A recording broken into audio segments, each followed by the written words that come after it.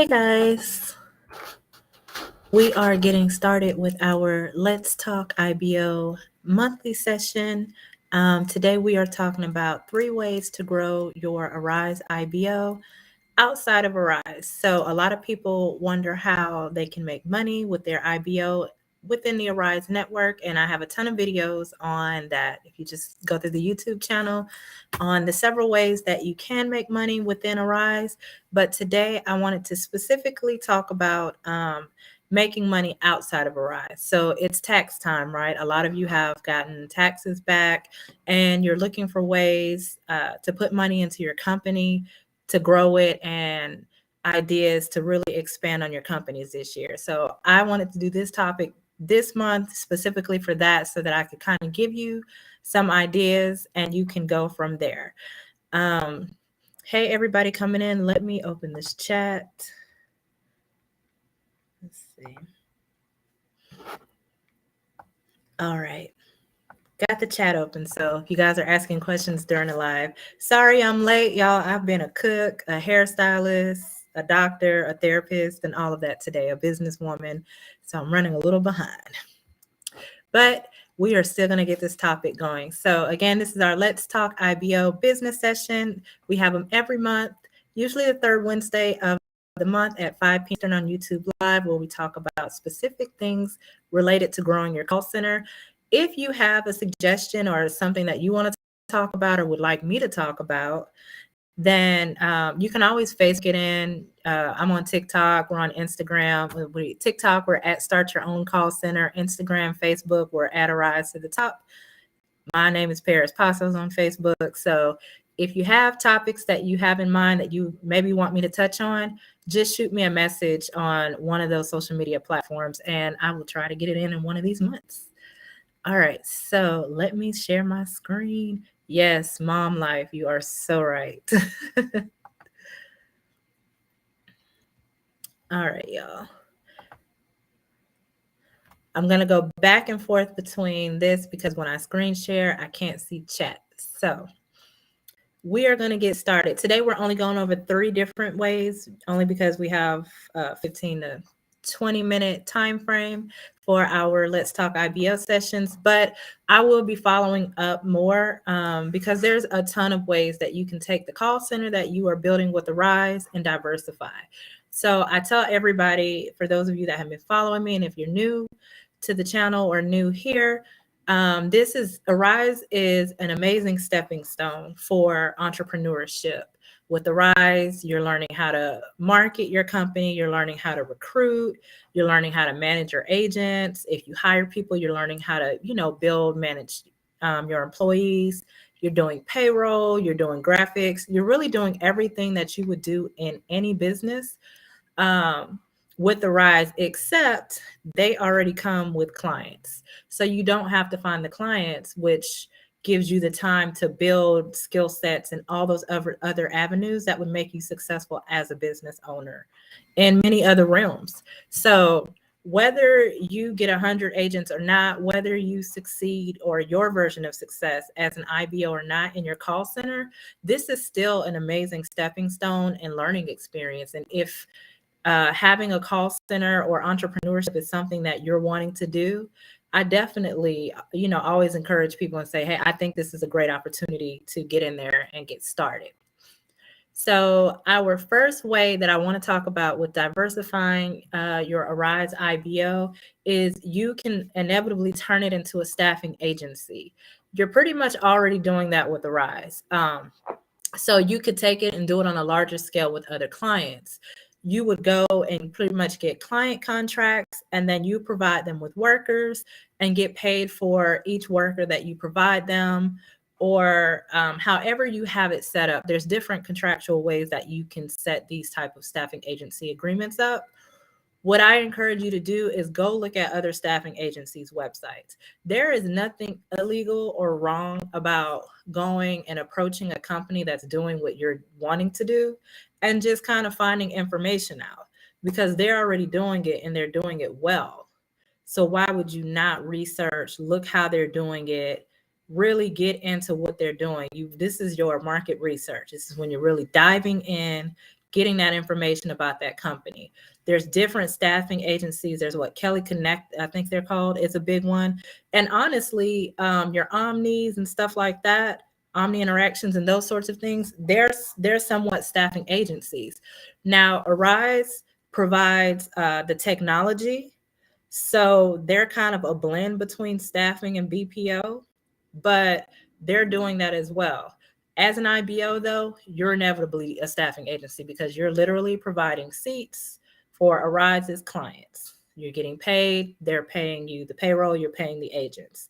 So, staffing agency, you can make an agreement where you provide them with a person and they pay you. Like if you look at companies' incentives or referral fees, referral incentives, you see how much they pay out. So like, for instance, Arise is paying like, I think a $200 referral incentive right now.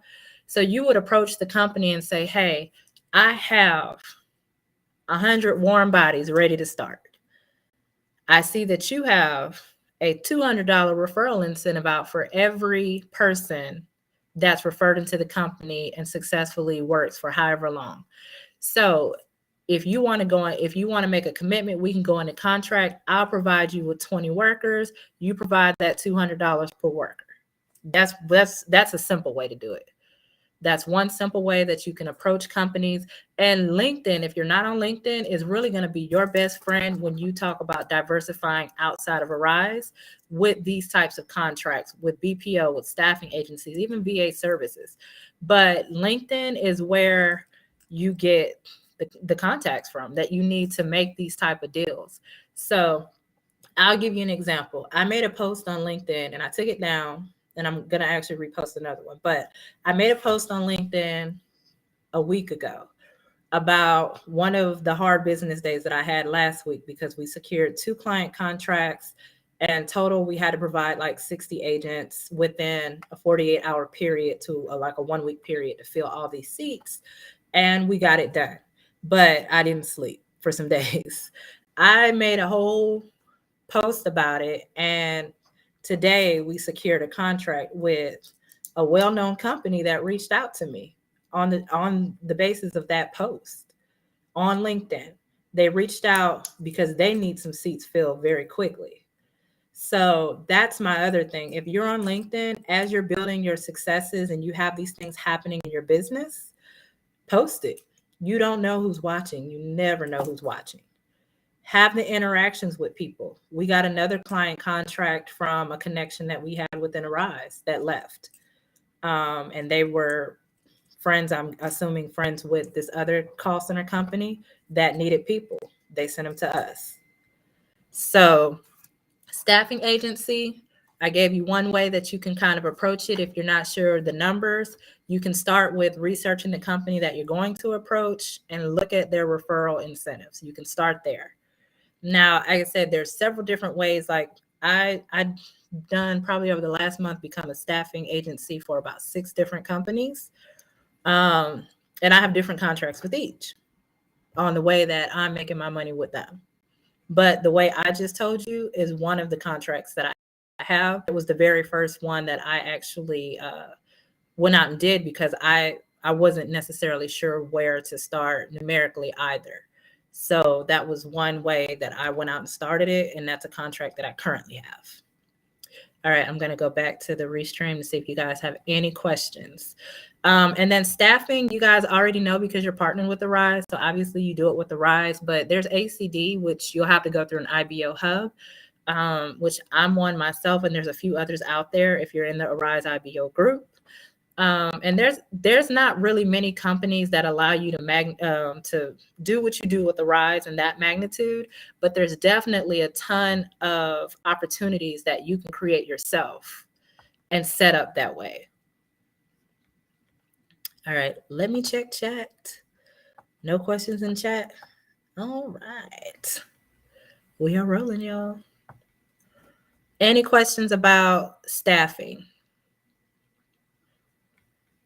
I'll turn this off so it doesn't look so crazy while I'm looking at chat. All right, so that's way number 1. If you like what you do with the Rise, staffing agency. look into doing that.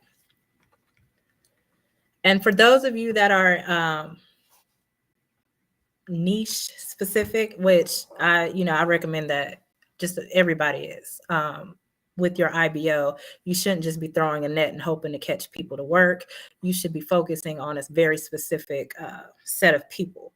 So if you have connections in with colleges, military bases, if you have connections in with, maybe you have a child or maybe you have some sort of a disease and you're real involved in those type of centers, those are great places to start networking. Especially those donation type of places. So ACD, they're definitely branching out now.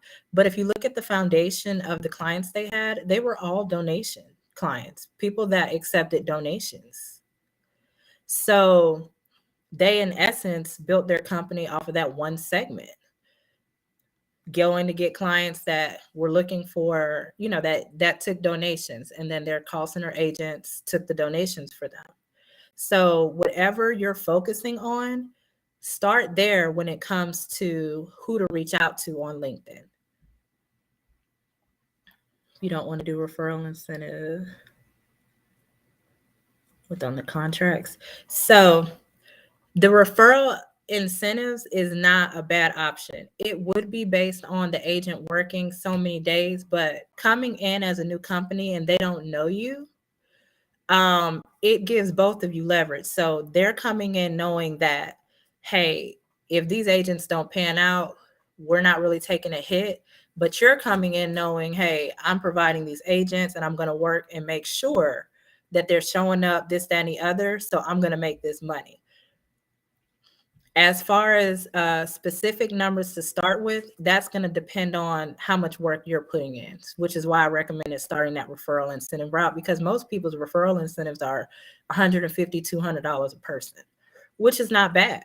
I mean, you get 10 people in, or say you get a contract to provide 10 to 20 people, you're looking at $2,000 to $4,000 off of that one contract. You just have to make sure you have quality people. But like I said, it removes risk. So it's a better chance when you're new in here that you'll get the contract or be able to better negotiate, because it removes risk from them paying you and you not delivering. It gives you more incentive to make sure you're doing the work and delivering, and then bam, you get your money. But the actual numbers will depend on the actual work if you want it to go another route.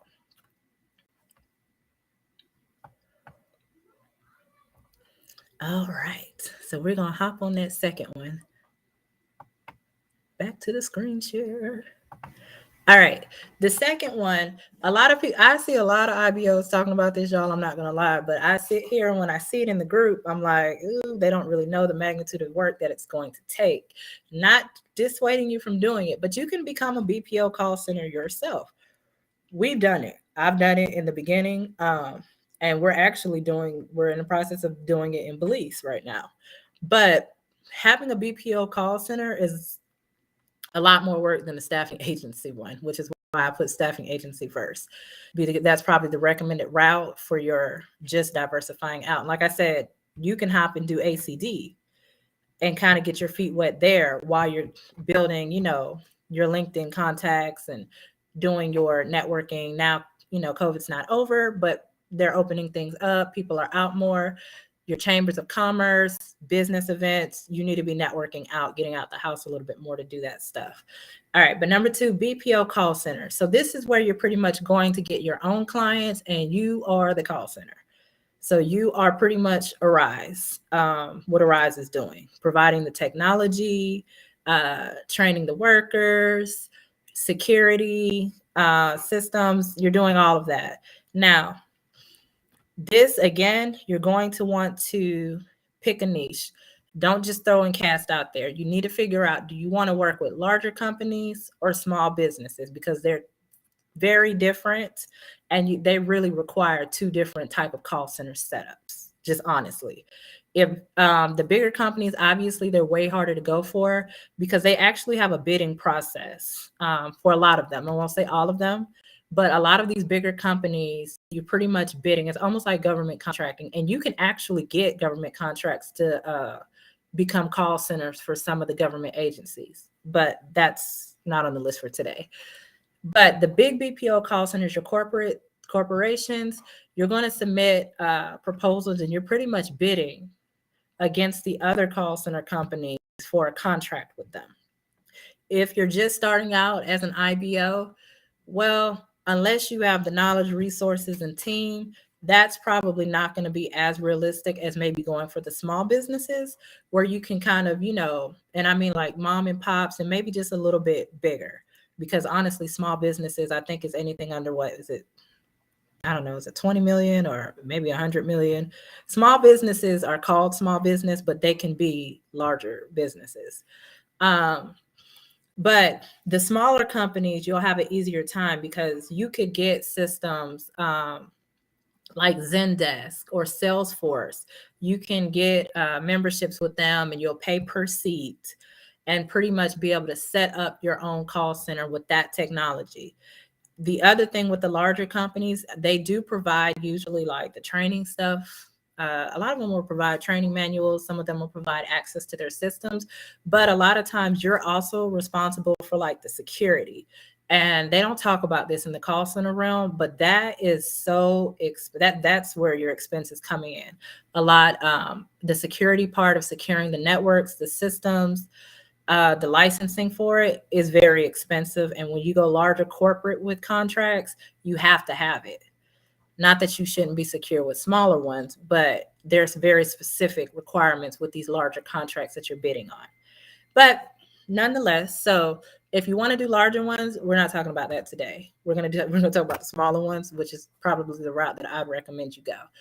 Now, you'll still need systems. Like I said, you can do Zendesk, Salesforce. There's a ton of them out there now that allow you to set up small call centers where you're able to provide chat, email, social media, and phone management through these systems, these ticketing systems. You're able to build knowledge bases in them. I personally love Zendesk because that whole Zen situation, they have a whole setup now. When I first started using them some years ago, it was just like the Zendesk. But now Zen, they have everything. So looking at that, like I said, Salesforce is affordable too, and they're pretty good. Your workers, you're usually going to be responsible for setting up some sort of a training with your workers, which you'll have to figure out your training times. You'll need to figure out how long they'll be training. Are these contractors? Is it paid training? Are these part-time workers? So you'll have to set all of that up for your BPO call center and then pay. So you'll notice that like a lot of larger corporations have now outsourced offshores their call centers. There's like this big drive to bring it back home, but they'll never all the way bring it home because it's so much more cost effective to hire in different countries where it's way cheaper. Um, but yeah, you'll need to figure out pay, training, leads, your quality. How will you be checking quality? These are all things that you need to do a business plan for, and consider when starting your BPO call center. Not impossible, and it can be lucrative. So the way we had ours set up was we actually had two different divisions. We had one that we did smaller businesses, and we allowed them to pretty much pay a monthly fee that gave them so much time per month that we would pretty much answer their phones. The contracts that we had, it was a lot different, which is why I'm telling you guys, it's two very different segments. And we had a whole system training and all of that set up. And honestly, I didn't feel like it was as lucrative. Like for the time that we had to put out, those larger contracts to me were not worth it the way the smaller ones were. You may have a different experience. All right, I'm going back to chat, you guys.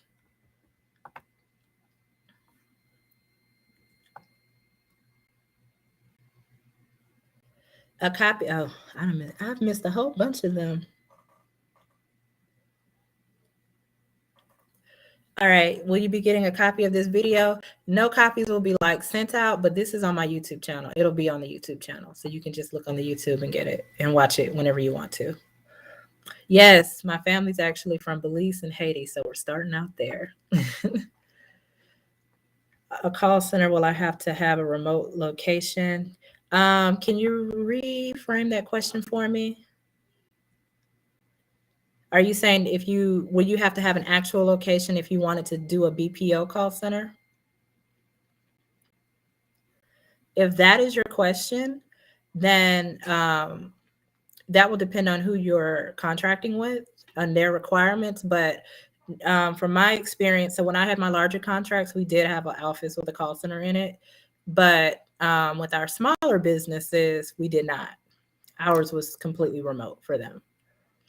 And again, like I said, if you want to go larger, I'm not trying to dissuade you from doing it. Just realize what you're stepping into before you step there. Just be prepared. Yes, answering services were very popular right now. So if you look at the wave, like popularity within like the call center realm of what the companies are looking for, a lot of them are looking for companies that can provide social media engagement. And so we've actually pivoted to provide that within our company as well. So our agents that work, some of our clients, they strictly work their social media. They're there to respond to questions, answer, research, respond to negative feedback. That's a big thing that companies are looking for now, as well as obviously like the email and chat support is big still. Social media is probably going to be the biggest though. Pickup that's going on right now. When you do the LinkedIn post, no. So if you're not good in sales, you're going to need to become good. With the social, I won't even lie to you guys and say I put a post up. Well, actually, that did happen this last week. But when I first started and say I just put a post up and then like everything flooded in. No, I was stalking people. I was sending them messages on LinkedIn. Let me tell you, I used to send Neiman Marcus cookies to their offices. We were like sales to get their attention, to get meetings. I was sending cards to them. I would find them on Facebook sometimes and send. I don't even know if that's appropriate, but we did it. And then of course we were emailing and calling. That's just a given. So I don't want you to just think it's just one LinkedIn post and then like it's done. No, it's one LinkedIn post. Great, good job. Good job for messaging them, but you're definitely going to need to follow up. So the people that you'll be reaching out to will be C-level people, CEOs, COOs. You can reach out to hiring managers. You can reach out to them, but it's not as effective only because, I mean, you're reaching out to them about the job that they do, pretty much saying that you want to come do it too. But you can reach out to them if that's the only person that you can find. You can just ask them for the information for the C-level people. Recruiters. I forgot to say that earlier. That's a big one. So like I've partnered with recruiters. And had them just pay me a certain amount per person and say, hey, I'll send these people over to you to provide for your company. And then you pay me per person. And those are easy contracts to get. There's tons of recruiters on LinkedIn. You just really look up recruiters for the companies you're looking for. And then just approach them. Say, hey, look, I have so many people ready to work. I see that you're needing to fill seats constantly. Let's partner. And that you don't even have to go through the big company to do that. You can go through the recruiter themselves and kind of set up that side gig. Any questions on the BPO call center stuff and what you need to know, kind of think about? The BPO route, definitely business plan that first. I mean, you should business plan all your stuff, but definitely that one. All right, no questions there. We are hopping back to the PowerPoint for that last one. And we're 6 minutes left. We are moving, y'all. Okay, the third way we have today is offering VA services. So this I did in conjunction with my agents. you'll have a whole list of squatters. So this is one reason why I tell you guys not to necessarily get rid of your squatters. I know some IBOs do, and some IBOs teach to just delete them because they're pointless. But I feel like there's a point for everybody. My squatters, I put them to work. They may not work with the rise, but that's where I'll come in. I might offer them ACD. I'll offer them other client contracts that I have. If they don't want to do that, I'm like, all right, what's your skill set? So this is how I built my VA services with my squatters and my call center agents. When they came into the company, I sent out a survey to them. And in that survey, I was getting just different personal information, like their top 3 favorite places to shop, birthdays, important dates, stuff like that, because we would send incentives and perks around the dates of what our agents like, building loyalty. Moving forward from that, another question on there was also asking them what their skill sets were and what they love to do. And yes, this takes time, but making money takes time. So what we do is we go in and we categorize all of our people in our system by skill sets. So I found in my call center that I had a bunch of people that liked sales. A couple of them did websites. Like, there were so many talents across my squatters. It was unbelievable. I was like, oh my gosh, I'm about to build a company off of you guys. And I did. So I took their skill sets and started putting ads out, started making posts about services that I offered. I would charge a certain price. And then I went back to the squatters and was like, hey, I saw that you put this skill set on here. I know, you're in our call center, so I know you want to make money. I have a position that, and then whatever their skill set was, that, is contractor, you'll get paid per contract that we get. So now you don't even have to go searching anywhere for people that can do this stuff. You have them in your call center. Your squatters are very skilled at something. Everybody has some kind of a skill set. I don't care how much education or how less of education you've had. Everybody specializes in something. They have a skill set that can be utilized in business. I firmly believe that, and I've done it. So get to know your people on your roster, whether they're servicing or not, and then start curating some offers. If you notice you have 3 people that do graphic design, well, see what kind of graphic design. Do they create logos? What do y'all do? Brochures. We also went on Fiverr and Upwork and like those little things. And we started advertising for doing those same things, the skill sets they had. We made posts advertising those skill sets, charging, and then our squatters fulfilled it. They were making extra money, so they were excited. They wanted the service to rise. They did. They didn't. It wasn't a big deal. It really is about utilizing your resources and who you have to diversify your company. But a lot of people don't think that far into it or that deep into it. But you literally have a whole roster of skilled people at your handset when you're recruiting with the rise.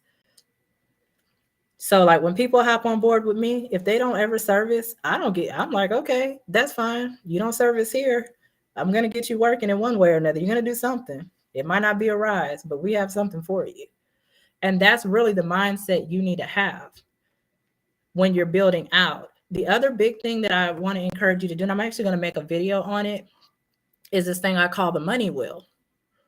And my sister and I actually spoke on this and termed it, I guess. So, and yet we're filing that trademark, so don't think about it. But what the money wheel is, it's a wheel, a literal circle that you draw. I slice it into 8 pieces, like a piece of pizza. In the very middle of the circle, I put the business venture. So what yours would look like, I'll draw it out real quick for you. It would be you putting a circle in the middle that says IBO.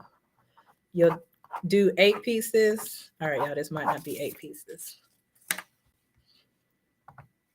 Let me stop screen sharing.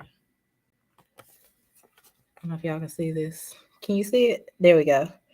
You'll do 8 pieces, right? So these are your streams, your money streams.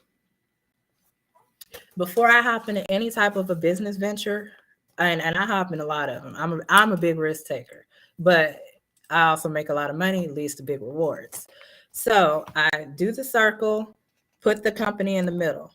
If I don't have at least 6 of these circles filled up with a different revenue stream coming in from this idea, I won't do it. I don't do it. So put IBO in the middle of your circle and list out 6 ways that you can make money. And I don't mean 6 ways that you have to work to the bone to make money. Some of this should be passive. Okay. But at least 6 to 8 ways, or 8 ways. If you can get to 8, then that's amazing. Like I have one company that I have 8 ways. I love it. But at least get to 6. And if you can't think of 6 ways to monetize that company and diversify it, maybe you need to rethink doing it. All right, questions.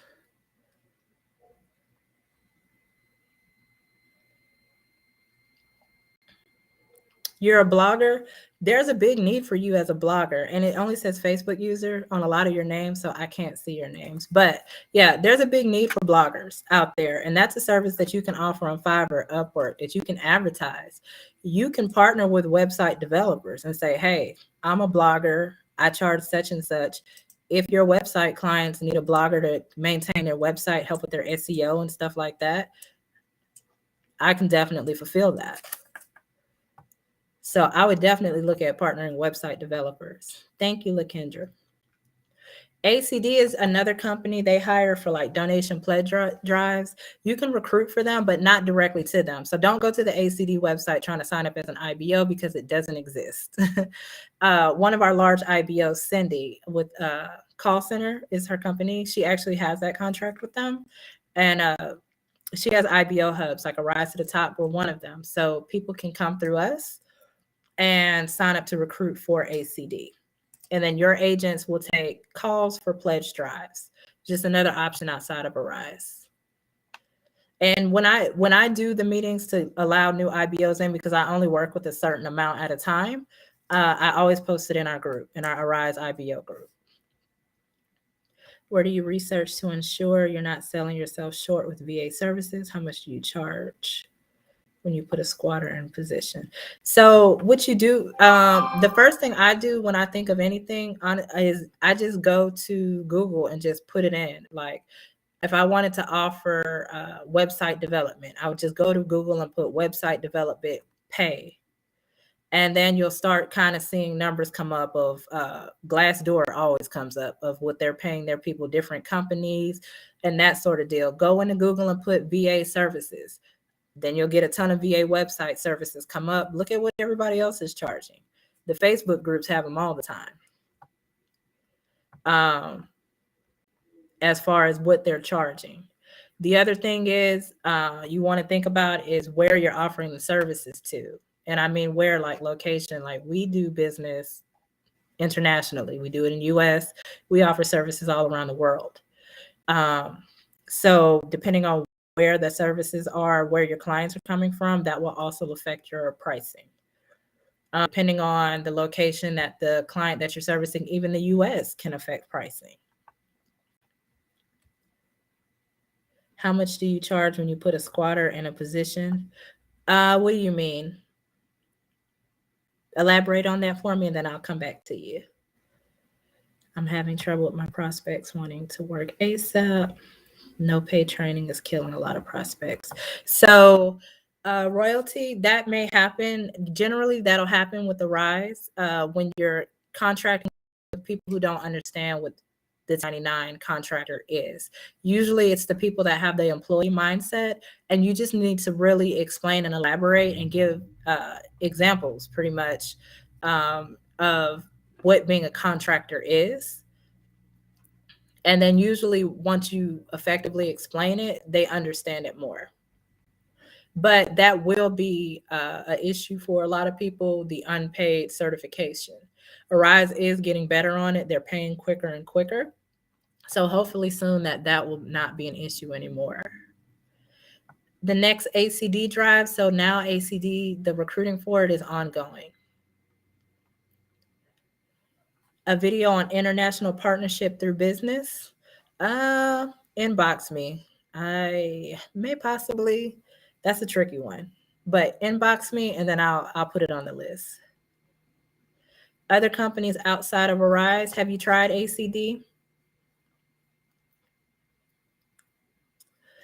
And then guys, live ops, omni interactions, next rep, great virtual works. There's a bunch of them. There's a few others. Reach out to them. You can catch their people on LinkedIn easily, but reach out to them as well because they're looking for agents to fill spots. Those are good places to start with getting a contract going with providing people. Yes, direct interactions. They had the tolling thing. I had a friend, my best friend worked for them years ago. But there's several of them. Like there's so many of them sprouting up daily, which is why I'm telling you that you can sprout up daily as well, doing the same thing.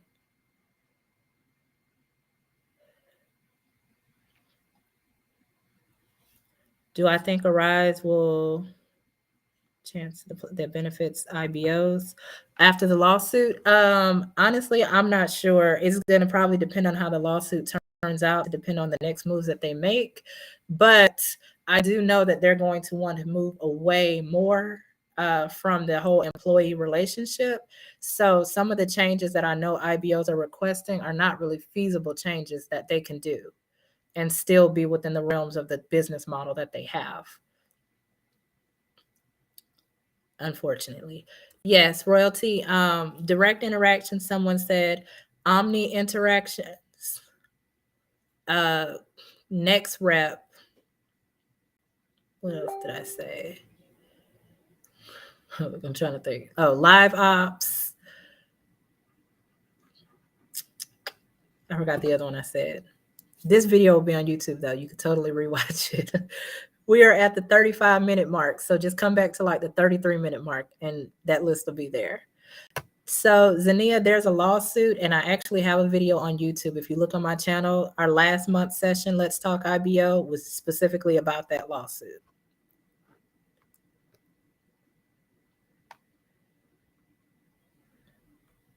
If you don't want to service yourself. So for other companies, it'll depend on the setup. I do find it easier to recruit sometimes for other companies, but it's not necessarily for the reasons that you think. It's more of just the technology and things. It's just kind of a smoother process is why I find it easier to recruit, but it may not be that way for you. It's just so with the contracting of you partnering with other people, say if you do it as a staffing agency, you have more capabilities of doing things on your terms. I'll say, Arise is cut and dry, is cookie cutter for most IBOs, unless you're Premier or you're a larger IBO that may have, know a few people on the inside. It's pretty much cookie cutter for every other IBO. But when you're doing your own contracts and curating those agreements, you're able to kind of do things on your terms, and then you're able to kind of look out for the agents that you're recruiting within those contracts. Arise doesn't pay that well, so they're working on the pay. I don't know how long you've been with Arise, but like it went from that $9 to $11 range to now they're more into like the $12 to $15, $16 range. So they're coming up. A lot of that is probably because they had client contracts and maybe the contracts were older and the clients were paying them a certain amount. Yes, ACD you can now recruit anytime for.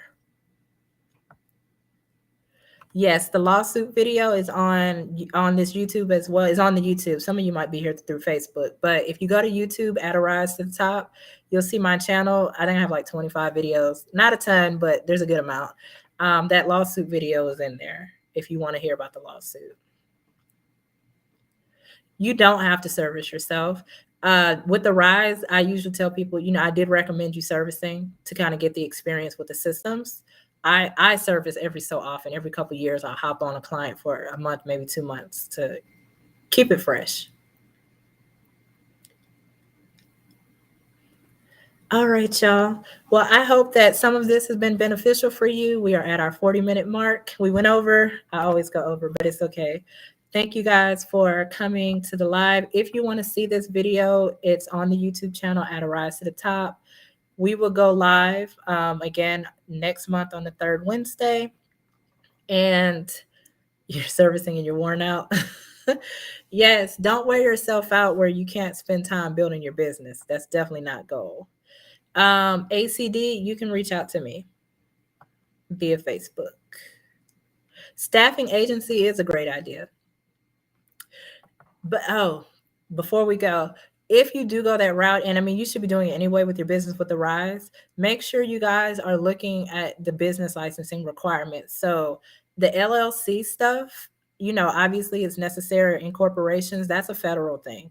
But your states, your counties, they all require licensing to do business in them. So make sure you're getting your licensing in order. And if you're doing a staffing agency, also make sure you're looking at business insurance. You definitely want to do that for liability factors. So those are just kind of two things that you don't want to forget about, the licensing and the insurance when you're branching out. Oh, no problem. And if you guys send me an inbox, friend request me first, because if not, you'll hop in that other folder that I never check. All right, y'all. Well, thank you. I will see y'all next month for our next session. We do post videos on YouTube now weekly on Wednesdays, so you can catch other videos about stuff there too. Again, I'm always looking for topics to help you guys with, so you can always send topics to me, my business page, TikTok, Instagram. I'm on all the platforms just about. Just whichever one you're comfortable with, you can send topics, and then I can create videos around them. All right, y'all have a great day.